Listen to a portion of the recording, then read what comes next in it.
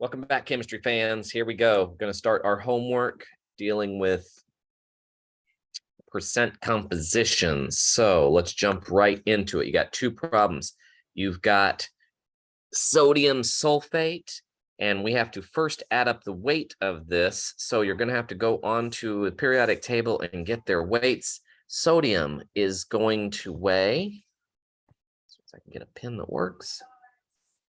Sodium is going to weigh 23.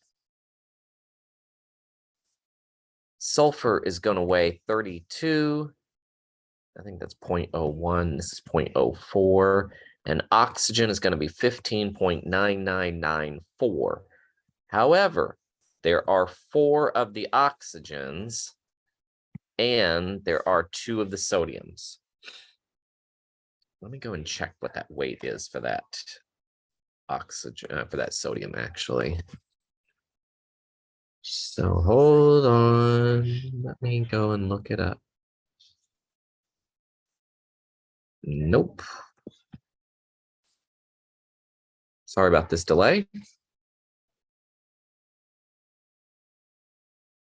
Sodium weighs 22.99. Sorry about that one. I was way off. 22.99. Okay. So now I've got my values here. 32.06. Sulfur, it may be also 32.06. Let me just check real quick. It is 0.06. All right. So I got a little bit of a difference here in these values. All right. So here we go. So I'm going to get out my calculator. I'm going to start adding those up. 22.99 times 2 plus 32.06 plus 15.9994 times 4.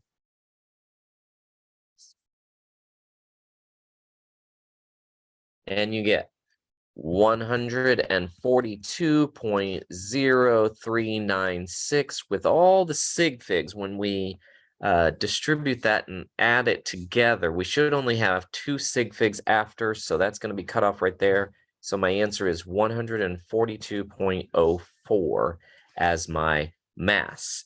Now, to get my percent composition, what I'm going to do is I'm going to take the total weights of those 2 compounds.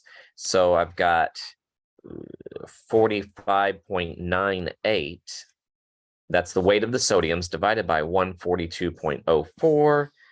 Do the math on that one. So 45, and what I did, that was 22.99 times 2.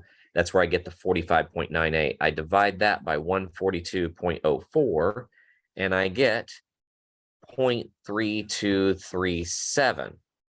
Now, because the sig figs, this is a division problem. Consistently, it has no addition to it. I use the lowest number of sig figs, no matter where they are. I multiply this value times 100 to turn it into a percentage, and I have 32.37% sodium. I will do the same thing for my sulfur. 32.06 divided by 142.04.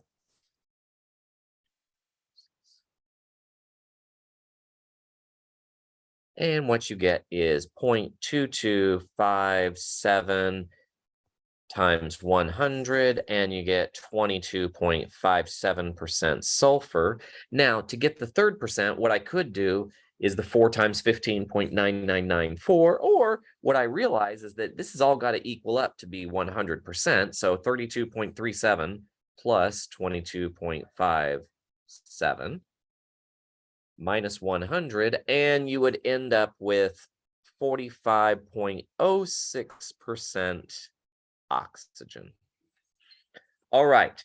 So that takes care of the first question, percent composition. It lists out 3 different answers as your expectation. Next comes percent error. So in this problem, you have a density of 1, but Kayla found out that it was actually 1. I'm sorry, she calculated it, determined it to be 1.075. What's her percent error? So 1.05 is the wrong value, but 1.00 is correct. So what do we use here in the formula? Well, the formula for percent error is wrong minus correct divided by correct. So we're going to do 1.075 from Kaylee. We're going to do 1.00 divided by 1.00. I believe were the values in the statement. Yes. So just put that into your calculator. 1.075 minus 1 divided by 1. And you would get 0.075, which we again need to multiply by 100 to turn it into a percentage, and you would get 7.5% error. This is everything that I wish to share with you today. Thank you very much for your time. Good luck with your homework. Bye.